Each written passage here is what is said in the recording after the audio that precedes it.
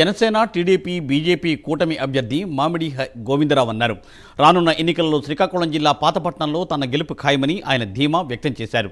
భావితరాల భవిష్యత్తు కోసం వచ్చే ఎన్నికల్లో టీడీపీకి ఓటు వేయాలని ఆయన విజ్ఞప్తి చేశారు.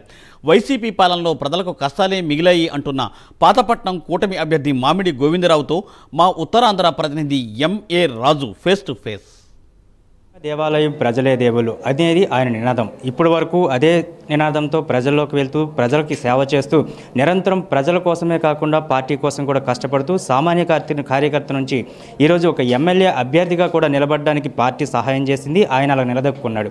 ఆయనే మన పాతపట్నం టీడీపీ అభ్యర్థి మామిడి గోవిందరావు గారు. పాతపట్నానికి సంబంధించి మీరు గత 15 ఏళ్ళుగా కూడా సేవ చేస్తున్నారు, ఇంటింటికి వెళ్తున్నారు. అయితే ఇప్పటి వరకు పార్టీ కండువాన్ని ప్రత్యక్షంగా వేసుకోలేదు. ఇప్పుడు పార్టీ మీకు గౌరవించి ఇచ్చిన తర్వాత ప్రజల్లోకి వెళ్ళడానికి ఏమైనా సరే ప్రణాళికలు సిద్ధం చేసుకున్నారా? మీరు గతంలో ఏవైతే ప్రజలకు హామీలు ఇచ్చారో ఆ హామీలను ఎంతవరకు నెరవేరుస్తానని చెప్పి మీకు కాన్ఫిడెన్స్ ఉంది? పార్టీ కండు ఇప్పుడు వరకు వేసుకోకపోవడం ఏంటి సార్? నేను 2013లో అంటే 2014లో పార్టీ తరపున ఎంపీటీసీను, 2014లో పార్టీ తరపున వైస్ ఎంపీపీని. నేను 2014లో కలమటి వెంకటరమణ గారు వైసీపీలోకి వెళ్ళిపోయినప్పుడు ఆ పార్టీని భుజస్కంధాల మీద విజయరామరాజు గారు వెనుకలు తిరుగుతూ, ఎంపీ గారు వెనుకలు తిరుగుతూ వాళ్ళ గెలుపు కృషి చేసిన వ్యక్తులు మేము. 2019 వరకు నేను పార్టీలో ఉంటూ ఆల్రెడీ వైస్ ఎంపీగా నేను లీడ్ చేసిన వ్యక్తిని. నేను 2019లో టికెట్ కోసం నేను ఆశించిన వ్యక్తిను. ఆ రోజు పార్టీ ఆయన వైసీపీ నుంచి టీడీపీలోకి వచ్చారు, మాట ఇచ్చారు కాబట్టి ఆయన టికెట్ ఇవ్వడం జరిగింది. ఆ టికెట్ ఇవ్వడం మేము ఆయన తాలూగా పార్టీ తాలూకా గౌరవాన్ని, మేము పార్టీ ఆలోచనని, పార్టీ సిద్ధాంతాలని గౌరవిస్తూ మేము ఆ రోజు ఆయనకి మేము సపోర్ట్ చేశాం. ఏ రోజు పార్టీని వెనుకపెట్టి నా బై బర్త్ టీడీపీ పార్టీ. నేను ఏ రోజు కూడా వేరే పార్టీ జెండా మోయడం కానీ వేరే పార్టీ ఇది చేయడం కానీ జరగలేదు.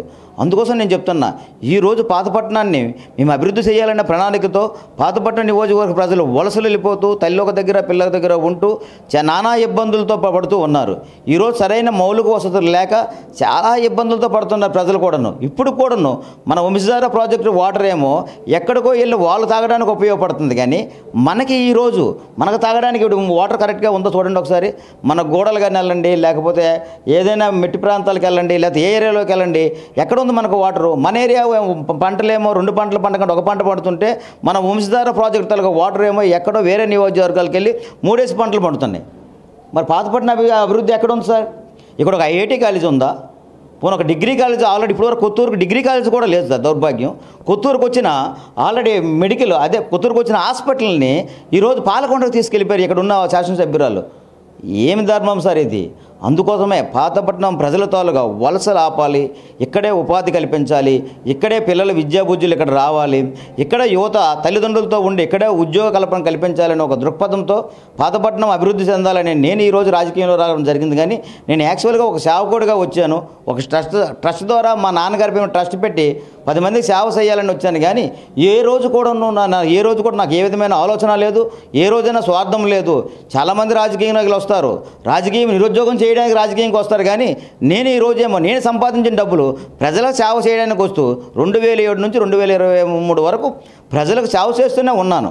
కరోనా టైం అప్పుడు కానీ, తుత్తులు టైం అప్పుడు కానీ, ఉద్దుత్ టైం అప్పుడు కానీ, ఒక బ్లడ్ బ్యాంక్ కానీ, ఒక హాస్పిటల్ కానీ, ఏ విధమైన కార్యక్రమాలు తీసుకున్నా సరే మీరే చూస్తున్నారు. మీరు మీ టీవీలు అంటే వస్తున్నాయి, మీ దీనిలో వస్తున్నాయి, మీరే చూస్తున్నారు.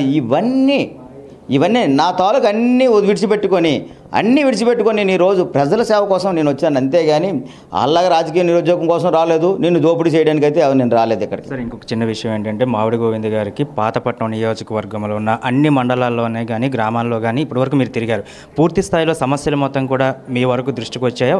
దాన్ని ఎందుకంటే దృష్టికి వస్తే కదా దాన్ని ఏదైనా సరే సాల్వ్ చేయడానికి ఉంటుంది. తెప్పించుకున్నాను సార్, సమస్యను చూశాను. నేను పాలిటిక్స్లోకి కొత్తగా వచ్చి ఈరోజే నేను ఒక ఎన్ఆర్ఐనో లేకపోతే ఎక్కడి నుంచో నాన్ లోకల్ నుంచో వచ్చేసి ఇక్కడ సమస్యలు తెలుసుకోకపోవడానికి నేను కాదు, ఇక్కడే లోకల్. పాతపట్నంలోనే ఉన్న పాతపట్నం మండలంలో పుట్టాను, పాతపట్నం మండలంలో నా ఎడ్యుకేషన్ కంప్లీట్ చేశాను. నేను పాతపట్నం మండలంలో ఉన్నాను. నా పాలిటిక్స్ జీవితం కూడా పాతపట్నం మండలం నుంచి రన్ అయింది. అయితే నాకు సమస్యలు తెలుసుకోకపోవడం ఏంటి? మీకు చెప్పాను కదా, 2007 నుంచి ఇప్పటి వరకు 2023 వరకు ప్రజలతోటే తిరుగుతున్నాను, ప్రజల సమస్యలను పోరాడుతున్నాను. ఎంతమంది ఉన్నారు చెప్పండి? వంశధార నిర్వాహితులకి వాళ్ళందరూ ఉన్న రోడ్డు ఇల్లు ఖాళీ చేసి బయటకు వచ్చేటప్పుడు విపరీతమైన తుఫాను అయితే వాళ్ళ పరిస్థితి ఎవరు పట్టించుకున్నారు? నేనిల్లా తిత్లీ తుఫాను అప్పుడు ఎవరు వచ్చారు? అక్కడ చంద్రబాబు నాయుడు గారు వచ్చారు. ఇక్కడ నేను నియోజకవర్గం అంతా నేను తిరిగా. మీరు మీ దగ్గర ఆల్రెడీ క్లిప్పింగ్స్ ఉంటే చూడండి. అదే కాకుండా ఇంకా ఇచ్చిన నేను ఇంకా 10 లక్షల రూపాయలు మెటీరియల్ ఇస్తూ ఇంకా సార్కి వెళ్ళి మన ఫండ్ ఇవ్వడం జరిగింది. అక్కడ పేద ప్రజలు మాకు ఇబ్బంది పడుతున్నారని ఆయనకు ఒక రిక్వెస్ట్ లెటర్ కూడా ఇవ్వడం జరిగింది. కరోనా టైం అప్పుడు ఏ నాయకులు వచ్చారు అక్కడ తిరిగారు చెప్పండి? నేను తిరిగాను. మీకు అది కూడా మీ టీవీలో కూడా చాలాసార్లు క్లిప్పింగ్స్ వచ్చాయి, అన్ని దీనిలో వచ్చాయి. నేను తిరిగి మెడికల్ కానీ లేకపోతే మెయిన్ ఫుడ్ కానీ లేకపోతే ఏ విధమైన వసతులు కానీ నేనే కల్పించాను. ఎక్కడో వలసకున్న కార్మికులకి ట్రాన్స్పోర్ట్ నేనే ఇచ్చాను, డబ్బులు కూడా వాళ్ళకి పంపించాను. వాళ్ళకి ఏం చేసిన మెడికల్ ట్రీట్మెంట్ నుంచి వాళ్ళకి నిత్యావసర వస్తువులు కూడా కొనేసి పంపించాను. హైదరాబాద్ ఛానల్స్లో కూడా వచ్చాయి. నేను ఆల్రెడీ హైదరాబాద్ ఏంటి, చెన్నై ఏంటి, పూణే ఏంటి అన్ని ఏరియాల్లో కూడాను నేను నా కార్యక్రమాలు కరోనా టైంలో 3 వేవుల్లో కష్టపడుతూ ఫ్రీగా ట్రీట్మెంట్ చేయించాను చాలామందికి నా హాస్పిటల్లో. కరోనా టైంలో ప్లాస్మా కూడా చాలామంది పేదవాళ్ళకి ఫ్రీగా ఇచ్చాను. కరోనా టైంలో నేను ఇక్కడికి ప్రజలకు సేవ చేసి వస్తూ పాతపట్నంలో కరోనా వచ్చింది, ఫస్ట్ వేవ్లో కరోనా పేషెంట్కి వచ్చిందని నా కారును సీజ్ చేస్తూ 3 మాసాలు ఆల్రెడీ పోలీస్ స్టేషన్లో ఉండిపోతే నా కారు పోయింది. ఏ నాయకులు వచ్చారు సార్? అది నేను ఆ రోజు ఎందుకు నువ్వు వెళ్ళే పాతపట్నం ఎందుకు వెళ్ళంటే నా నియోజకవర్గ ప్రజలు కరోనా వాళ్ళు ఇబ్బంది పడుతున్నారు, నేను పాతపట్నం వెళ్ళి వస్తానంటే నీకు పాతపట్నంలో కరోనా వచ్చింది, అది మీ పెద్ద సీజన్లో వచ్చింది, ఈ రోజు మీరు ఇక్కడ నుంచి వచ్చారు కాబట్టి మీ కార్ సీజ్ చేస్తాను, మీరు పదండి అని చెప్పి నన్ను క్వారంటైన్లో పెట్టారు. అప్పుడైంది అప్పుడు ఈ నాయకులందరూ రాలేదు, వీళ్ళందరూ చనిపోతామని చెప్పేసి. కానీ నేను ఎప్పుడు ప్రజలతో ఉన్నాను, ప్రజల కష్టాలతో ఉన్నాను. అందుకే నేను అన్నాను, ప్రజలు నన్ను నమ్మారు. ఈరోజు అన్ని రిపోర్టుల్లో నన్ను ముందు నిలబెట్టారు. మామిడి గోవిందరావు ఒట్టుప్పుడే ఇన్ని సేవా కార్యక్రమాలు చేస్తూ ప్రజలతో ఉన్నారు. ఈయనకు ఒకసారి ఎమ్మెల్యేగా అవకాశం ఇస్తే తప్పనిసరిగా పాతపట్నం నియోజకవర్గ రూపురేఖలు మారుతాయని నమ్మకంతో నాకు అవకాశం కల్పిస్తున్నారు. తప్పనిసరిగా ఆ నమ్మకాన్ని ఉమ్ము చేయను.